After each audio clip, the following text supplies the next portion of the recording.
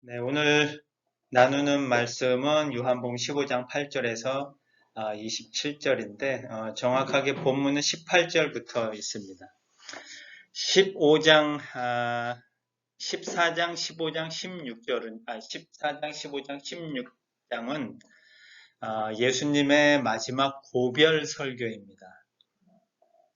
13장에서 제자들하고 마지막으로 그 저녁을 하고 나서 예수님이 이제 길게 제자들에게 고별 설교를 하고 있는 모습이 14장과 15장과 16장에 나타나고 17장은 제자들을 위한 기도가 나타나는 그런 모습이고요. 오늘 보는 15장 마지막 부분은 예수님의 그 고별 설교 중에 한 부분입니다. 말씀을 한번 저희가 오늘 본문 말씀 18절부터 한번 읽어볼 텐데요. 제가 한 절 읽고 여러분이 한 절씩 나눠서 읽어보겠습니다. 세상이 너희를 미워하거든 너희보다 먼저 나를 미워했다는 것을 알아라.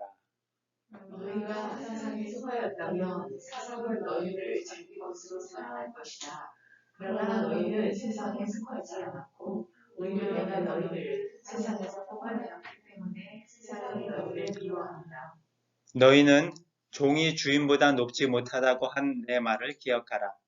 사람들이 나를 핍박하였으니 너희도 핍박할 것이다.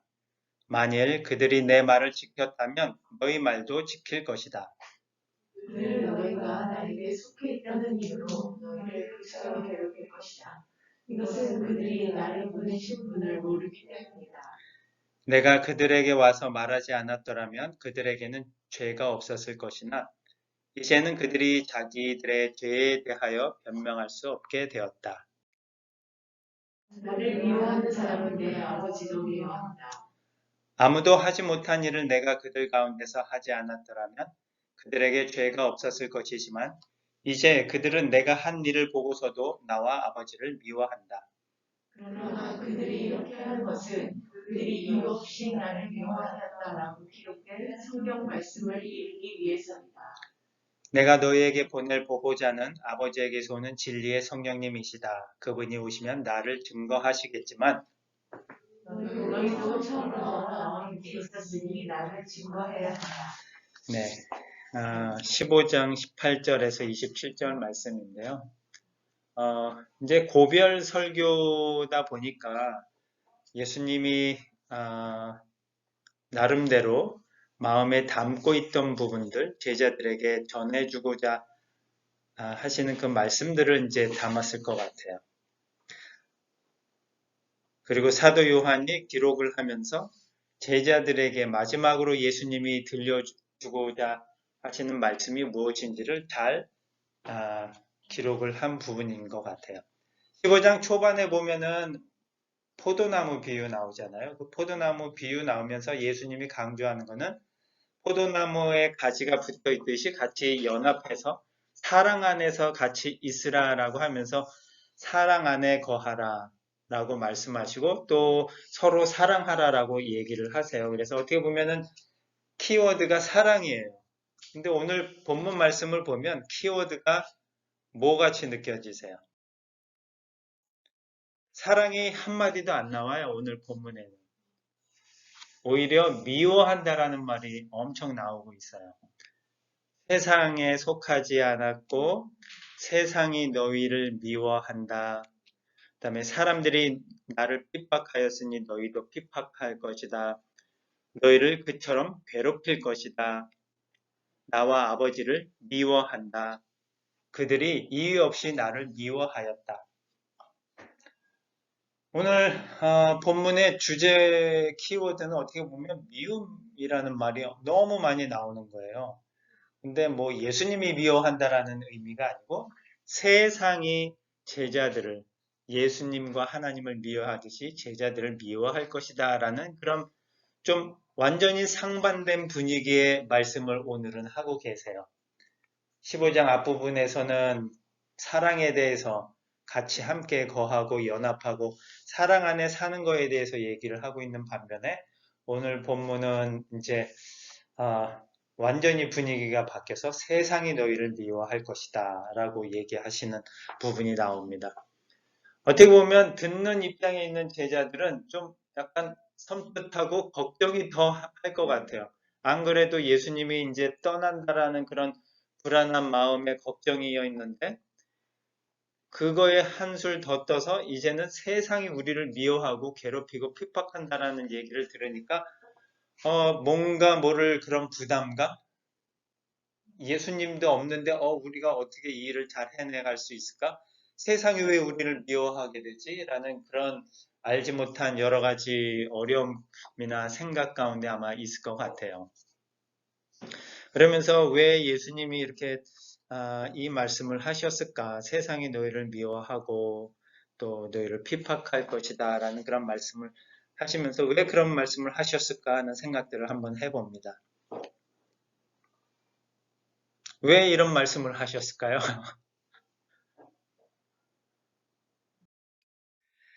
세상이 나를 미워한다. 또, 이 미워한다는 부분은 이제 핍박이라는 부분으로 이제 연결시키시는데 예수님 때문에 고난을 받아본 적이 있는지. 세상이 미워한다라는 의미가 뭘까요? 내가 세상 안에 잘 살고 있는데 세상이 나를 미워한다? 그러면은 어떤 생각이 들지 궁금합니다. 어떤 생각이 드시는 것 같아요? 세상이 나를 미워한다 그러면. 세상 속에 살아가고 있는 난데 세상이 나를 미워한다면 내가 잘 살아가기가 쉽지 않을 것 같아요. 그렇죠? 그 다음에 예수님 때문에 고난을 받아본 적이 있으세요? 예수님 믿는 것 때문에 아니면 예수님 때문에 내가 고난을 받아본 적이 있나? 라는 생각을 한번 해봤으면 좋을 것 같아요. 그런 적이 있는지.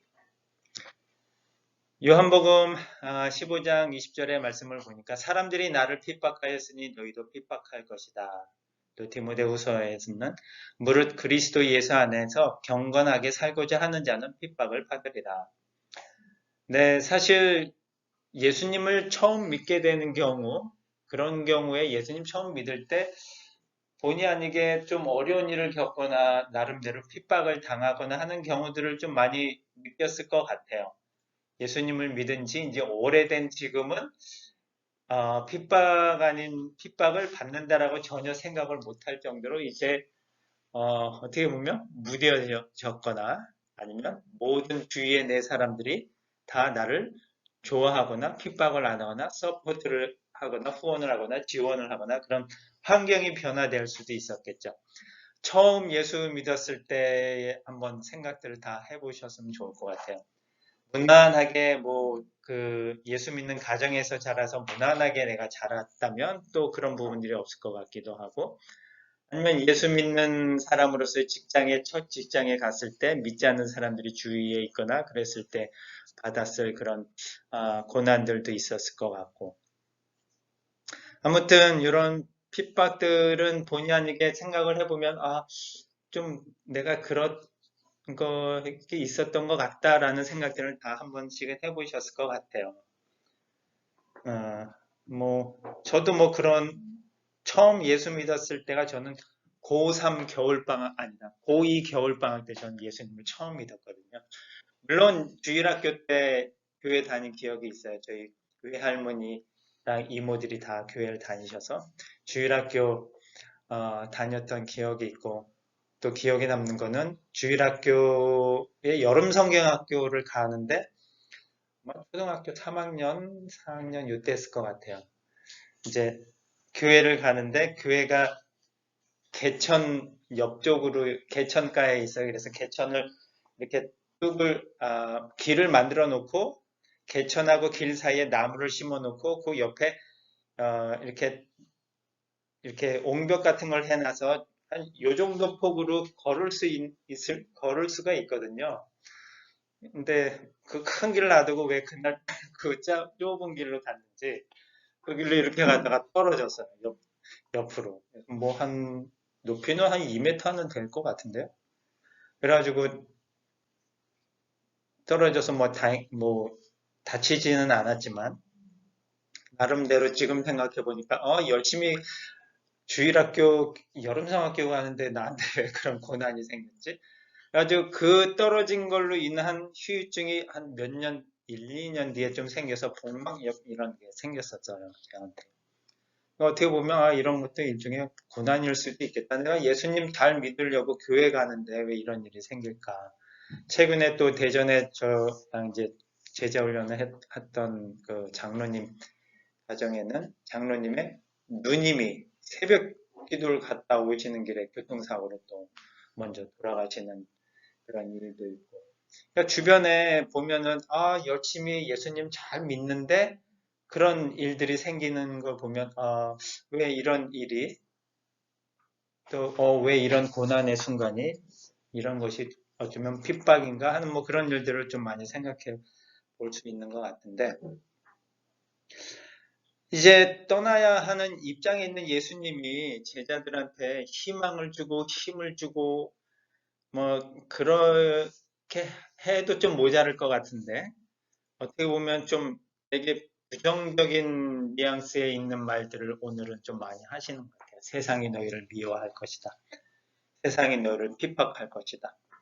아직 핍박다운 핍박을 뭐 많이 당해본 경우가 아닌 거죠. 아직 제자들은. 사실 진짜 핍박은 예수님 부활하시고 제자들이 복음을 증거하고 전파하면서 뭐 기독교가 공인되기 전까지 313년이라고 잡아도 적어도 약 300년 가까이를 이제 핍박 가운데 살게 되는 거잖아요. 그래서 뭐 심한 경우에는 뭐 카타콤이라고 있잖아요. 물론 기독교인의 묘지로 썼지만 그 카타콤이라는 그 안에서 예배도 드리고 모이는 공간으로도 사용했을 정도로 사실 그 300년 동안의 기독교, 로마의 기독교에 대한 탄압은 아마 뭐 저희가 직접 눈으로 보지는 않았지만 진짜 엄청났을 것 같아요. 우리나라도 1800년 초에 또 말까지 있었던 그런 기독교의 박해 그런 걸 보면서 뭐 여기 가깝잖아요. 양화진이랑 절두산 터를 보면 뭐 천주교 신자들이 엄청나게 또 핍박 가운데 순교를 했고 또 많은 선교사님들도 와서 사역하면서 핍박과 어려움 가운데 사역하시다 돌아가시고 하신 분들 저희가 주변에서 많이 보잖아요. 그런 일들이 아마 이제 있을 거라고 보시고 예수님이 이제 제자들을 좀 더 강하게 다루시려고 이제 오늘 본문에 이런 말씀을 하시는 것 같아요. 그 세상이 미워한다는 것이 일종의 핍박이잖아요. 20절에 보니까 사람들이 나를 핍박하였으니 너희도 핍박할 것이다. 사람들이 예수님을 핍박하면 대체 제자들까지도 핍박을 해야 될까 하는 생각을 해보지만 그 예수님을 믿는 것 때문에 핍박을 당해야 되고 그리고 우리가 세상에 속해 있지 않다는 이유예요. 너무도 이유가 단순해요. 우리가 세상에 속해 있지 않고 예수님에게 속해 있다라는 그 이유 때문에 우리를 괴롭힐 것이고 그리고 핍박을 할 것이다 라는 그런 말씀입니다. 19절에 18절과 19절 보니까 세상이 너희를 미워하고는 너희보다 먼저 나를 미워했다는 것을 알아라. 너희가 세상에 속하였다면 세상은 너희를 자기 것으로 사랑할 것이다. 그러나 너희는 세상에 속하지 않았고 내가 너희를 세상에서 뽑아내었기 때문에 세상이 너희를 미워한다. 이 말씀을 통해서 예수님이 우리에게 정체성을 가르쳐 주세요. 제자들에게. 우리가 세상에 속하지 않았다는 거거든요. 세상에 살고 있지만 세상에 속하지 않았다라고 합니다. 어떻게 보면 좀 되게 헷갈려요. 나 분명히 세상에 살고 있는데 내가 세상에 속하지 않았다면 내가 어디에 살고 있어야 되지? 라는 그런 혼돈 가운데 있을 수도 있지만 그런 가운데 정확한 그 정체성을 예수님이 우리에게 부여해 주고 하십니다. 세상에 속하지 않았다면 우리는 어디에 속해 있는가? 하나님에게 속해 있는 거죠. 하나님 나라에 속해 있다라고 볼 수 있는 거예요. 그런데 하나님 나라에 속해 있는데 또 고민이 뭐냐면 우리가 하나님 나라 안에 살고 있는 것을 잘 못 느끼는 거예요. 왜냐하면 세상에 살고 있으니까. 그래서 항상 여기에서 큰 고민이 발생하고 또 뭐라 그럴까요? 혼란이 발생해요. 나는 분명히 세상에 살고 있는데 왜 하나님 나라의 소속이라고 할까? 아예 하나님 나라의 소속이라면 하나님 나라에 들어가서 살게 해주시면 쉬운데 하나님 나라의 소속으로 세상에 살고 있는 거예요. 쉽게 하면 미국 시민권을 갖고 있는데 한국에서 살고 있어요. 그러다 보니까 헷갈리는 부분이 너무도 많은 거죠. 아니면 한국 시민권을 갖고 미국에 가서 살고 있는 그런 부분들 어떻게 보면 잘 섞이지 못하고 잘 그 속에 들어가지 못하고 정체성에 대한 혼돈이나 이런 것들을 많이 느끼는 것 같아요. 특히 뭐 많이 듣는 얘기는 재미교포 2세들 같은 경우 그런 정체성 부분에서 많이 혼란이 있는 것처럼 영적인 정체성에 대한 혼란인 거거든요. 이거는 분명히. 그런데 이 영적인 정체성에 대한 혼란이지만 저희가 많이 피부적으로 못 느끼는 이유는 하나님 나라에 속한 그 시민권을 정체성을 우리가 많이 포기하고 사는 경우가 너무나 많기 때문이에요. 세상에 속해 있어서 그냥 세상이 너무 좋아서 세상에 속해 있는 것처럼 그냥 살게요 라고 하다가 주일날만 하나님 나라 소속이구나 하고 그렇게 좀 약간 스위치하고 살아가는 그런 모습들이 우리에게 너무도 많이 있기 때문에 사실 별다른 고난이나 핍박이나 어려운 가운데 살고 있지는 않는 경우가 대부분입니다. 디모데후서 4장 10절을 보니까요. 데마라는 사람이 나옵니다. 그런데 디모데후서 4장 10절에는 데마는 이 세상을 사랑하여 나를 버리고 데살로니가로 갔다라고 적혀 있습니다. 디모데후서는 바울이 쓴 서신서 중에 제일 나중에 적혀진 거예요. 거의 바울이 죽기 전에 적혀진 마지막 서신입니다. 그런데 다른 서신서를 보니까 골로새서나 빌레몬서를 보면 사랑하는 의사 누가가 여러분에게 문안하며 데마도 문안합니다. 라고 되어 있고요. 또 함께 일하는 마가와 아리스다고와 데마와 누가도 그대에게 문안합니다 하면서 데마가 처음에는 열심히 사역하는 현장에 들어와 있는 것을 볼 수 있어요. 그런데 마지막에 적혀 있는 디모데 후서에 보니까 데마가 세상을 사랑하여서 바울을 버리고 데살로니가로 갔다라고 적혀 있습니다. 이것이 뭐 구체적으로 뭘 의미한다라고 설명되어 있지는 않지만 저희가 짐작하건대 열심히 사역하고 바울을 따라다니면서 선교 사역에 있었던 데마가 어느 순간에는 왠지 어떤 이유인지는 모르지만 세상을 사랑하여서 데살로니가로 갔대요. 그래서 이런 일이 꼭 데마에게만 일어나는 것은 아닌 거거든요. 데마에게 어떤 일이 있었을까? 또 얼마나 힘든 일이 있었을까? 아니면 어떤 일이 있었길래 데마가 열심히 사역하던 그 현장을 버리고 세상을 사랑하기까지 되었고 왜 세상을 로 갔을까? 데살로니가로 갔을까라는 그런 궁금증을 갖고 생각해 보면서 이러한 일들이 꼭 데마에게만 일어나는 것은 아니고 우리에게도 우리 주변에도 우리가 볼 수 있겠다. 그런 생각들을 해봅니다. 그래서 분명한 것은 우리는 세상에 속하지 않았고 하나님에게 속해 있다라는 그 정체성을 우리가 좀 늘 기억하면서 살아가야 될 것 같습니다. 그런데 세상을 사랑한다라고 했을 때 그 세상을 사랑한다라는 의미가 사실 두 가지예요. 요한복음 3장 16절에 보면요. 세상을 사랑하신 분이 계세요. 하나님이세요. 하나님이 세상을 사랑하셨는데 얼마나 사랑하셨냐? 무척이나 세상을 사랑하셨어요. 그런데 요한일서에 보면은 여러분은 세상이나 세상에 속한 것을 사랑하지 말라고 또 얘기하세요. 누구든지 세상을 사랑하면 그 사람에게는 하나님 아버지에 대한 사랑이 없습니다. 세상에 있는 것, 육신의 정욕과 눈의 욕심과 삶에 대한 자랑은 모두 아버지에게서 나온 것이 아니라 세상에서 나온 것입니다.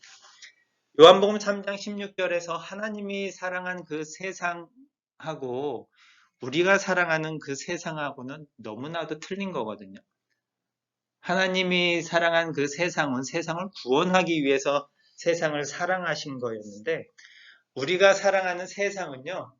우리가 뭔가를 얻기 위해서 사랑하는 거거든요. 그 세상에 속해 있고자 하는 마음의 세상을 사랑하는 거예요. 하나님이 사랑하는 세상은 세상을 속해 있기가 아니고 세상을 구원하기 위해서 사랑한 거였지만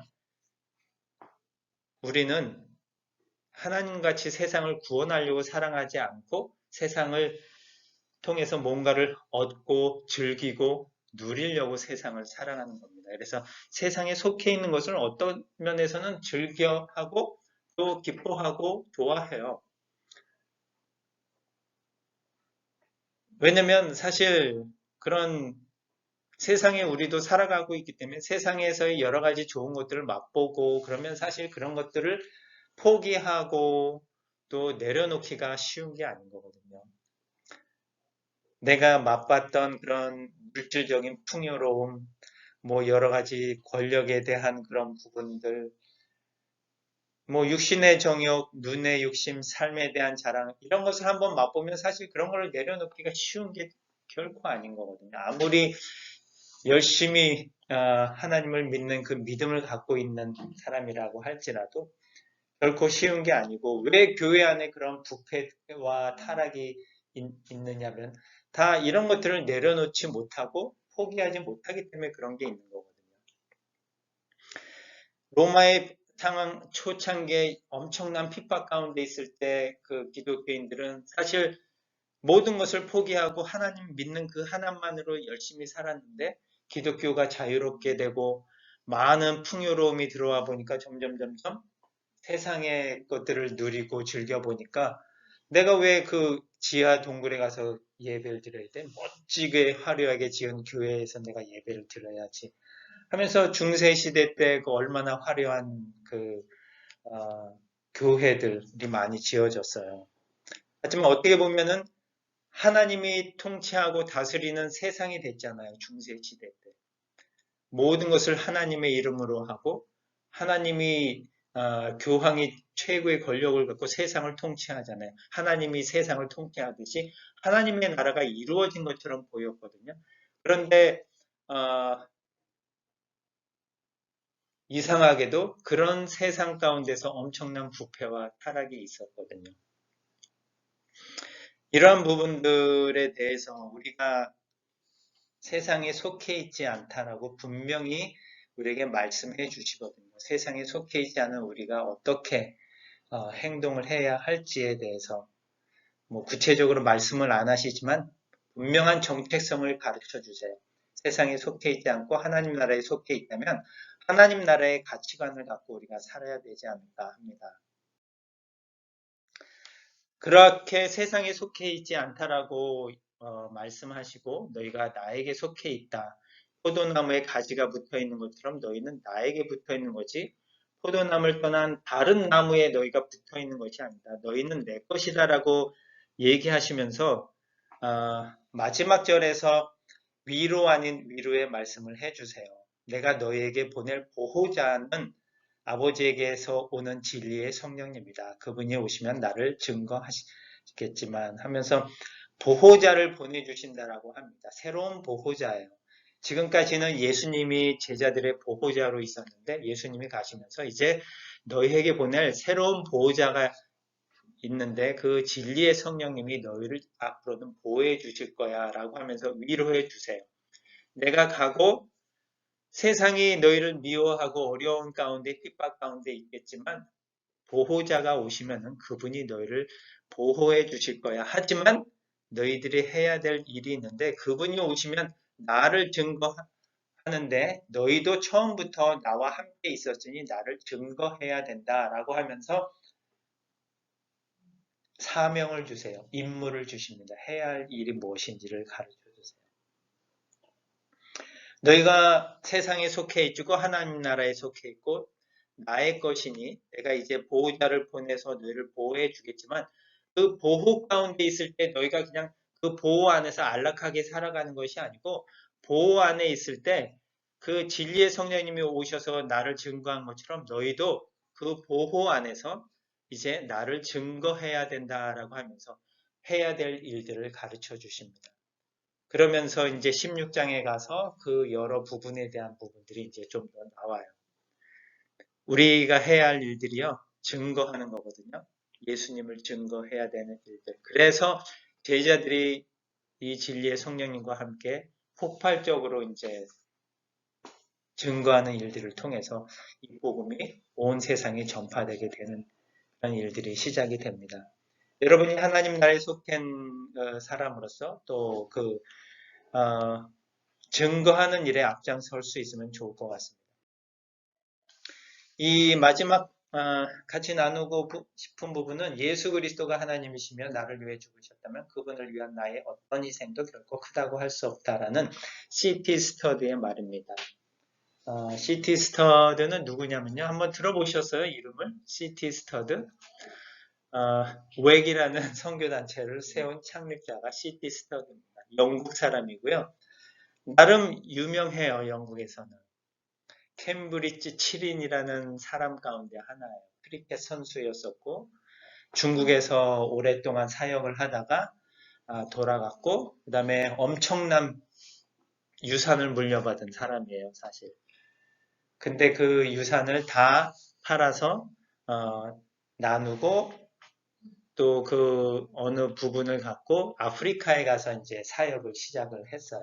그래서 콩고라는 나라에서 시작을 했는데 오늘 뉴스 보니까 콩고에 화산이 터져서 좀 많이 위험하다라고 올라왔는데 콩고를 시작으로 이제 사역을 하면서 웩이라는 선교단체를 100년 전에 만드는 거죠. 그러면서 이제 지금까지 진행이 되고 있고요.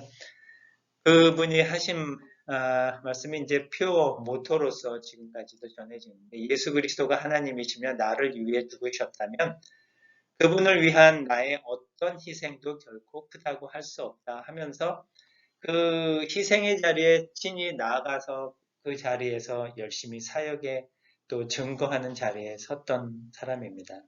우리가 어디에 속해 있는지 그 정체성을 분명히 알고 살아간다면 예수님이 우리를 향해서 어떤 일을 했는지 그런 부분들에 대해서 사실 우리가 한 거는 결코 크다고 말할 수 없을 거거든요. 우리에게 행하신 그 사랑과 그 죽으심, 희생 그런 것을 본다면 우리가 그런 부분들을 더 생각하면서 세상에 속해 있지 않고 하나님에게 속해 있는 자로 증거하면서 살아가는 여러분이 다 되었으면 감사하겠습니다. 기도하겠습니다.